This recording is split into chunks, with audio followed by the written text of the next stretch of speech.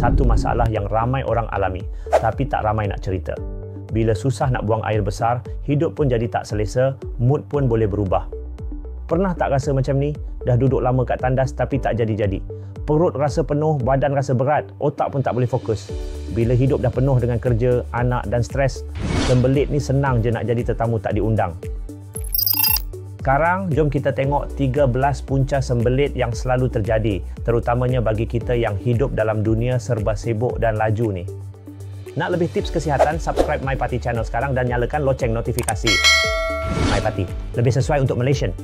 1. Gangguan di kawasan kolon. Kadang-kadang, sembelit berpunca dari masalah fizikal dalam kolon, contohnya ada polip, ketumbuhan atau penyempitan saluran usus. Ini bukan sembelit biasa-biasa dan selalunya datang dengan tanda-tanda lain macam sakit perut yang berpanjangan atau penurunan berat badan mendadak.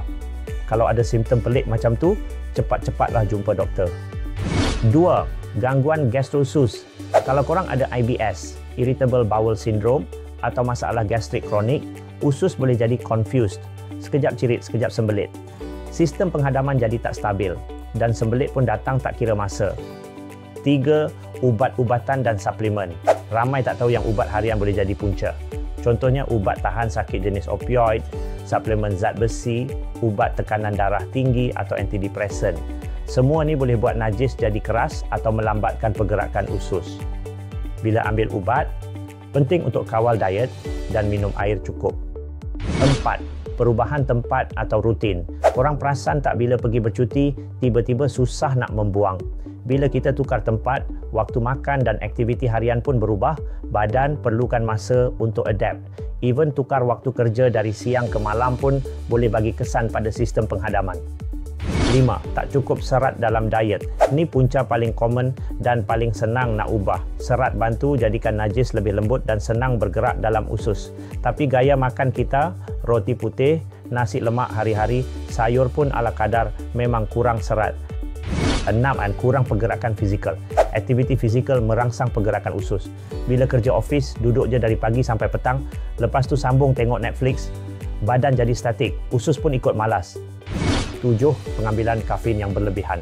Kafein ni tricky. Untuk sesetengah orang, ia boleh bantu melancarkan najis. Tapi kalau terlalu banyak, ia boleh dehidrasi badan dan buat najis jadi keras. 8. Faktor penuaan. Semakin usia meningkat, otot dalam usus makin kurang aktif. Tambah pula kalau ambil banyak ubat atau kurang bersenam, sembelit jadi makin kerap. 9. Guna julap terlalu kerap. Julap memang boleh bantu untuk jangka pendek. Tapi kalau bergantung terlalu lama, usus jadi manja. Maksudnya, dia tak nak bergerak sendiri tanpa bantuan ubat. Ini boleh jadi masalah jangka panjang. Kalau nak guna pun, guna sekali-sekala dan ikut nasihat doktor. 10. Tak cukup air. Ini antara punca paling klasik dan paling senang nak elak. Bila badan tak cukup air, najis jadi keras dan susah nak keluar. 11. Penyakit tertentu. Penyakit kronik macam diabetes, hypothyroidism, Parkinson's. Semua ni boleh ganggu sistem saraf dan otot dalam usus. Kalau sembelit datang secara tiba-tiba dan tak pulih, walaupun dah ubah diet, better buat check up. 12. Mengandung. Ibu mengandung selalu kena sembelit sebab hormon progesteron tinggi boleh buat pergerakan usus jadi perlahan. Tambah lagi tekanan dari rahim yang membesar. Memang laluan sempit. Itu belum kira rasa letih dan kurang bersenam. 13. Stres. Yes, stres pun boleh ganggu sistem penghadaman. Bila minda tegang, hormon badan berubah dan usus pun jadi tegang. Tak hairanlah bila tertekan di tempat kerja atau rumah, perut pun rasa tak selesa. Cuba deep breathing senaman ringan atau dengar muzik tenang untuk kurangkan tekanan. Pernah alami sembelit sebab salah satu punca kat atas ni?